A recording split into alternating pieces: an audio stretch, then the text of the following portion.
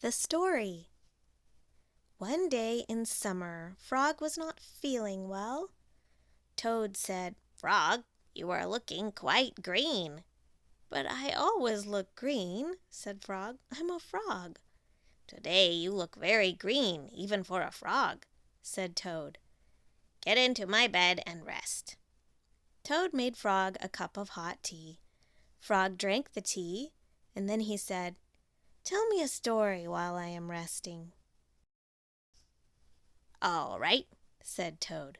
"Let me think of a story to tell you." Toad thought and thought, but he could not think of a story to tell Frog. "I will go out on the front porch and walk up and down," said Toad. "Perhaps that will help me to think of a story."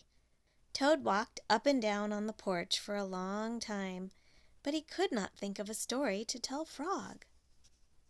Then Toad went into the house and stood on his head. "Why are you standing on your head?" asked Frog. "I hope that if I stand on my head it will help me to think of a story," said Toad. Toad stood on his head for a long time, but he could not think of a story to tell Frog. Then Toad poured a glass of water over his head.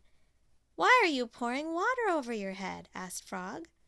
"I hope that if I pour water over my head it will help me to think of a story," said Toad. Toad poured many glasses of water over his head, but he could not think of a story to tell Frog. Then Toad began to bang his head against the wall. "Why are you banging your head against the wall?" asked Frog. "I hope that if I bang my head against the wall hard enough it will help me to think of a story," said Toad.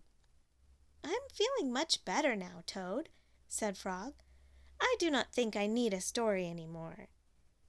"Then you get out of bed and let me get into it," said Toad, "because now I feel terrible."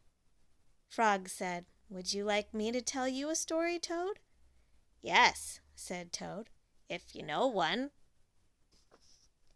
"Once upon a time," said Frog, "there were two good friends, a frog and a toad. The frog was not feeling well. He asked his friend the toad to tell him a story. The toad could not think of a story. He walked up and down on the porch, but he could not think of a story. He stood on his head, but he could not think of a story. He poured water over his head, but he could not think of a story.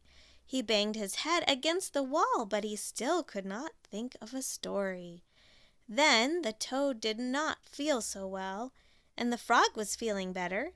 So the toad went to bed, and the frog got up and told him a story. The end. "How was that, Toad?" said Frog. But Toad did not answer. He had fallen asleep.